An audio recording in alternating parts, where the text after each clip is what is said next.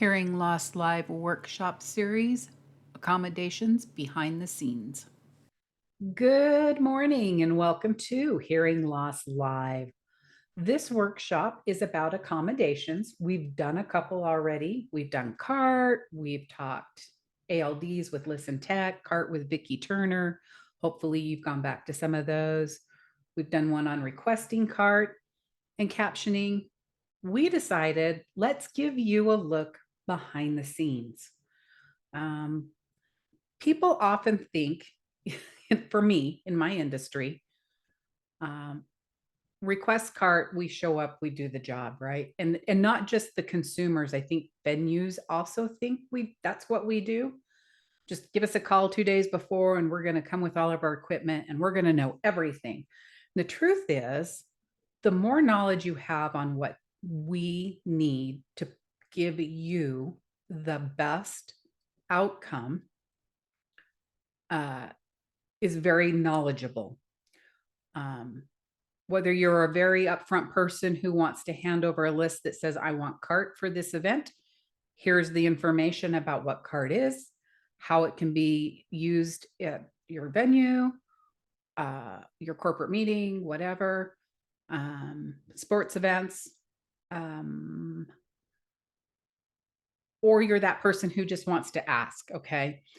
Maybe you don't want to provide a list. And I think that's okay because some people just asking is so hard. So you've asked, but you can know what it is we do. Same thing about assistive listening devices. Recently, Shelly's had to listen to me complain a whole lot about saying they're just checking boxes, just checking boxes. And I think she'll kind of explain what that means a little clearer. Venues have a habit of checking the box so that they are in compliance with Americans with Disability Act. Not just with hearing loss, but all disabilities. And sometimes it gets lost that the disability looks different for everybody. And hearing loss is a huge pool of it looks different for everybody. Because even when you have the same type of hearing loss, it may look different. The sounds for you look different. How the hearing aids work look different. What works with your hearing loss looks different. And so I think venues and companies become overwhelmed. And the truth is, it's very simple to incorporate the needs of every type of hearing loss and whatever that looks like, right? So I'm going to talk a little behind the scenes of what CART looks like. And hopefully you made it to our Let's Talk Tuesday that was last week, where we had a special guest come talk to you about how to have really great captions. Shelly, I want you to talk about assistive listening devices and what folks can do to help themselves when it comes to those, because I think ALDs, again, work differently for everybody, right?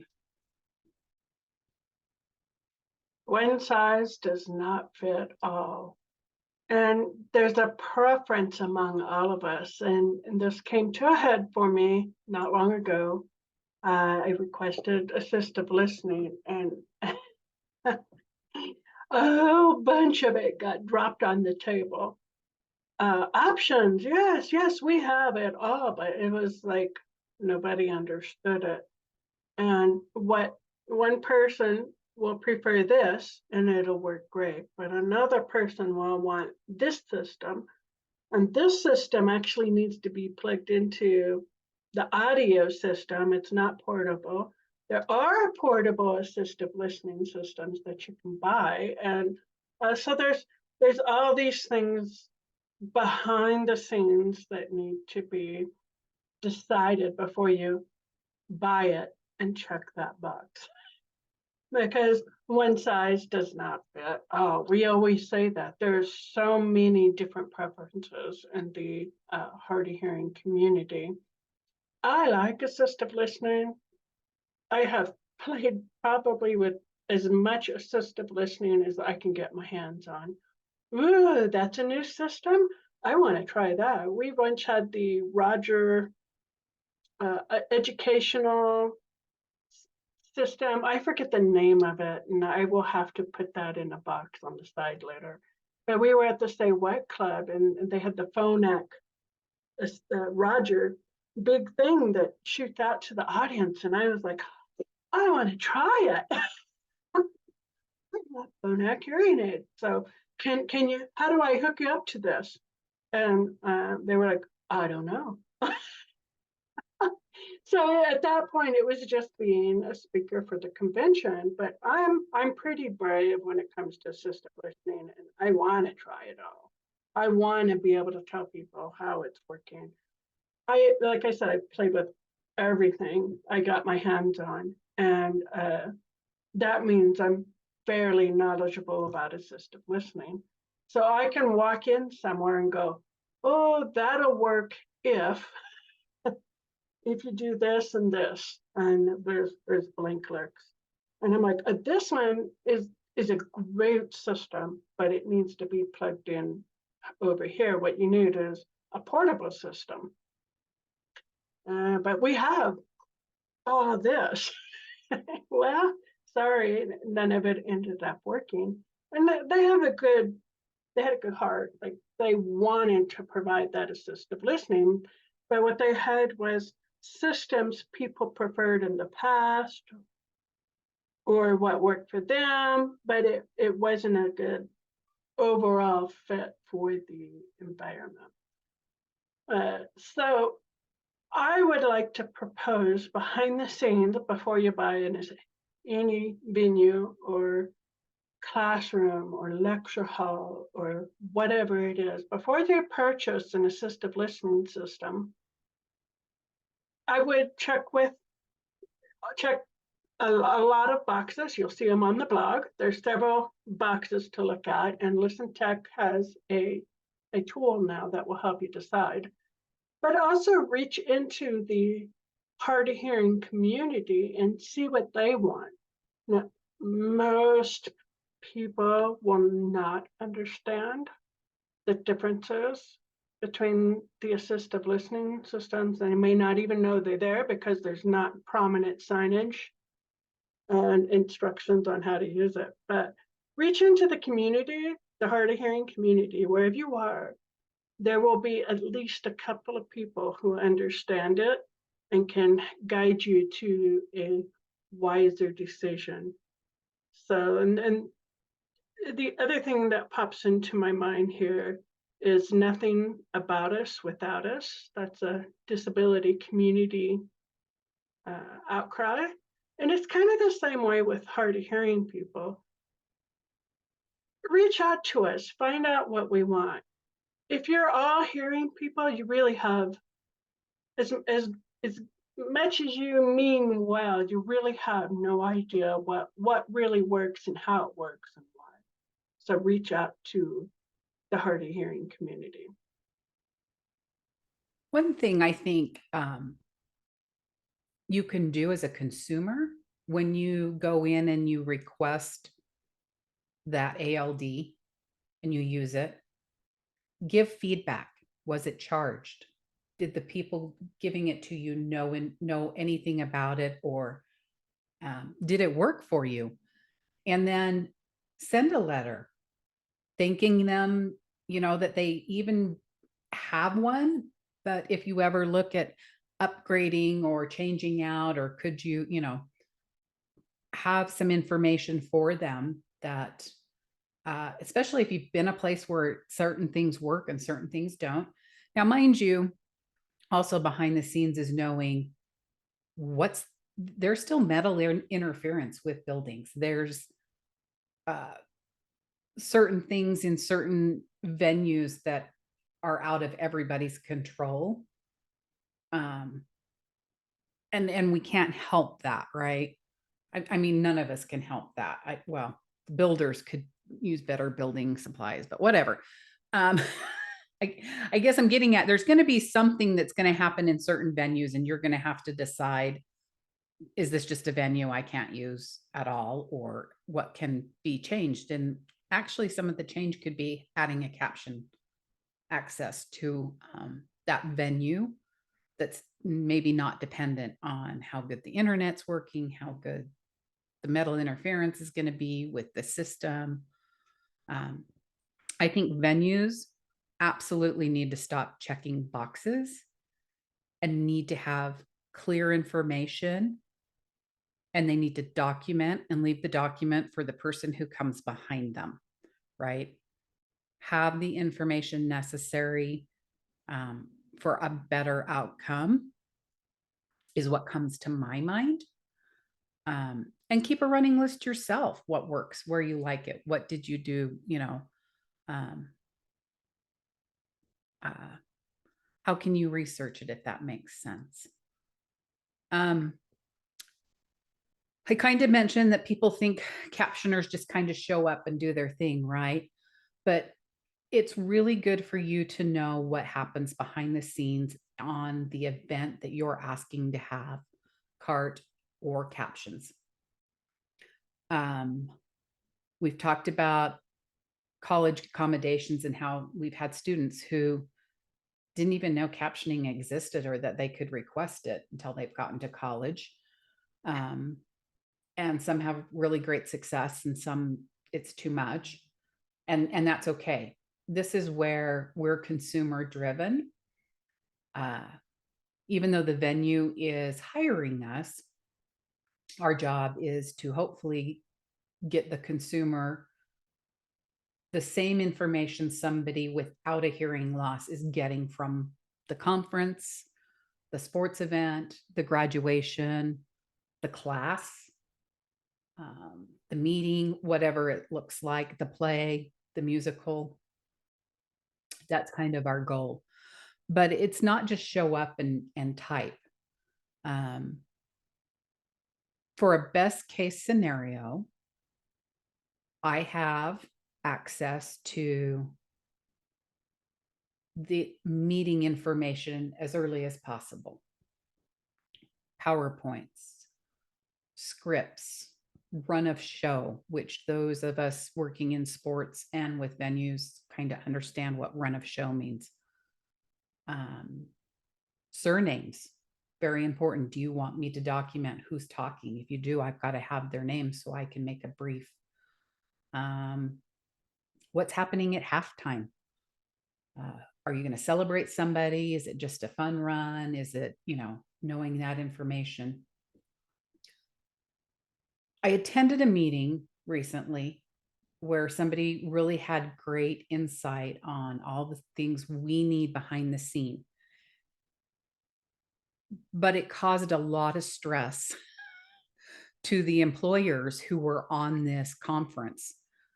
And they thought, wow, that's a lot to do. Really, it's not.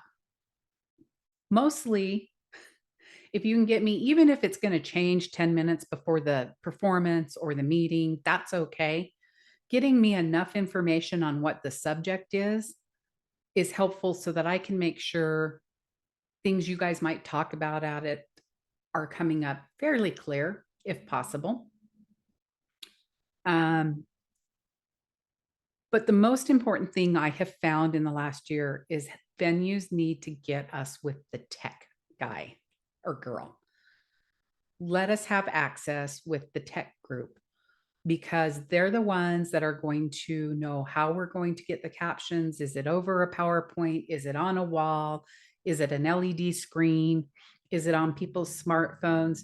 There's a lot of that. So the best part about a venue hiring me is getting me in whoever's going to have all the information for whatever it is we're doing, and to the tech person as soon as possible. It's kind of that simple. I'm trying to make it simple because I want you as a consumer to be armed with what should be happening behind the scenes so that if the venue has a question on, will this work for you? You can say, oh yeah, just captions on my phone is perfect. That's all I need. We can stream it in the room. Captions over the PowerPoint? Yeah, that's awesome. That'll be great. Um, uh, and I don't know if I'm getting my point across, but venues sometimes do things like we offer captioning for everything because that's part of our uh, decision in our inclusion. But then if it gets difficult, they don't necessarily know what to do. And that's where they can work with us more on what needs to be done. But if you know you're going to be going to a conference and it's going to be about veterinary medicine, you can be aware of, I'm going to attend this, and this so that the venue can get me as much information about what it is in the give me the program that you're printing. I can research what the subject's going to be about. The better the options are that most of the terminology is going to come up because I do not have a degree in veterinary medicine. And I actually have never had a student in veterinary medicine. So, that's going to be very time consuming for me to look everything up when there's like 20 different options a day. So I'm going to have the basics. Um, but you can always ask, is there somebody who is experienced or trained in this? Use people like Global Alliance who have you know, different lists for people who specialize in different things and they can help you maybe find somebody who might be a better fit. Know all your options. Do you have anybody locally who can be in person, even if you're doing it remote in person? I prefer it. I'm there if the internet goes down. I'm there if there's, a problem, whatever. But that may not be an option. It's not always an option. So, can you give the tech people a day before to run all the tests and an hour before, all of that stuff? I don't know if it's any cohesive, but what are a thought or a question when it comes to asking venues for captions that you have, Shelley? Well, immediately, what comes to mind is going to hearing loss conventions. They want your slides ahead of time, and they want you to leave so much, typically at the top of the slide, so that they can run the captions and the slide and your eyes are right on. But I know this doesn't get done half the time. But I am very cautious if I'm attending a hearing loss convention. All three of them, they do want this, of leaving that space at the top. They don't do it at the bottom because sometimes you can't see the captions over the heads of everybody else in there, so they put it at the top. But I'm surprised at how many people don't who give hard of hearing presentations do not leave that space for the captions. And even I once screwed up and brought the wrong slides. Like I did it all up and then I redid it again when put all the necessary stuff on it, but I brought the wrong one on my thumb drive. So I was hurriedly, before doing the presentation, I was lowering everything. And thank goodness I keep my slide numbers low because that would have been awkward. So that's one thing for being accessible, for what I can do for accommodations behind the scenes. And while Julia was talking about sharing how the captions worked, or she said, let people know what worked, what didn't when you turn it in. And you want to make sure you share the good too and the bad. Like a lot of times I've just had nothing but praise for people because they did it right. And they want to know that. They like hearing it. Like I was thinking how we could make it more inclusive in a like a teacher type setting. Like if you're comfortable, you can share how the cart worked during the class and what didn't work. Like, oh well, this was really good, but this part, the technical terms was really hard for me because, like Julia does not know veterinary medicine. How can she know? So if you could get the lesson to her prior, to my captioning person prior to the lesson, then I will have the correct terms and all the information I need, and I'm not struggling to find out, research it on my own after the class on top of everything else I have to do. So those are just a couple of things that I thought of. And the other one is that we do have our monthly Talk About It Tuesday workshop. And I see Julia share our information with the people who come and do the captioning for the workshop so that they can see what comes up. Another thing people don't know is that cart providers build their dictionary on their own. It's not handed to them. So I've seen Julia adding things into her dictionary.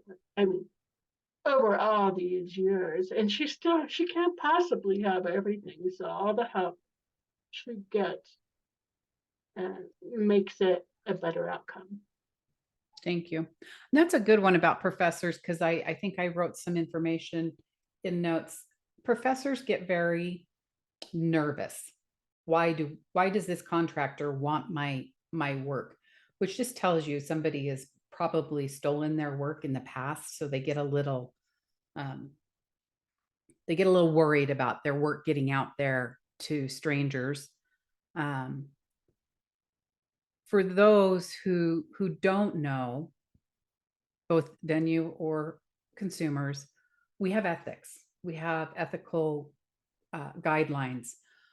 If a professor shares a PowerPoint with me, I use it for the class and then I don't save it to anything I have. I don't share it with others. I don't even share it with students. Some professors don't want their students to have their slides before class because then they don't come to class. Again, another problem. um, so they need to trust that I'm not going to share with my client or consumer, but if I have access beforehand, it's going to be a much better experience for everyone and look better. And I have a lot of different dictionaries, and there are times that words come up and I'm like, why is it doing that? And sometimes it's the computer deciding, oh, I think this is what you're trying to type, and it's usually quite wrong. And so we do have a lot of different things that can happen, and sometimes it makes it funny. If it's happening almost every sentence, there's a problem. I'm that captioner may be in over their head, and they need to know that they need to maybe change. And it's happened. I've been in over my head. And I've had to tell the consumer because there was nobody else available. This is what I know, and this is what I was given. And they were like, oh, no, no, no, no, no. We're going to fix that right now. um, so they will come to your, consumers have come to my, support. Or this week in class, I couldn't get an acronym to come up from what it's PLAFP. And I'm like, I can't get it to come out right. And finally, the students like wrote it on her paper for me. And I'm like, yeah, I got it right, but it won't come out of the machine right. She's like, I already know what it is. Don't worry about it. And so I changed it a couple different ways so that the rest of the year it'll come up correctly. I still don't know what it stands for, and I didn't ask. But it helps us have a better outcome overall. It's also, I don't know, something else I wanted, but we really are at 25 minutes. So I might write it in the blog or make a short about it. We hope you're joining us for our Let's Talk Tuesdays. I do not have my calendar down, but our next one is in October. It will be October 3rd. Shelley, do you know what we're talking about? Because I can't remember. Is it limitations? Give me just a second here. I I have it pulled up. It is hearing loss limits. Hearing loss limits. We hope you're enjoying our workshop series. We have 2 more left for the year after this. So please join us if you can. Look for our next round of classes coming out. I want to say we'll post them in November. So keep that on your thought process for lip reading concepts, lip shapes, both the advanced and the basics. Will be having their winter session soon. I hope you are subscribing to all of our stuff, our newsletters, our YouTube channels, our Buzzsprout. And if you can, hey, buy us a cup of coffee and tell us what you think. Talk to you soon. Bye. Bye.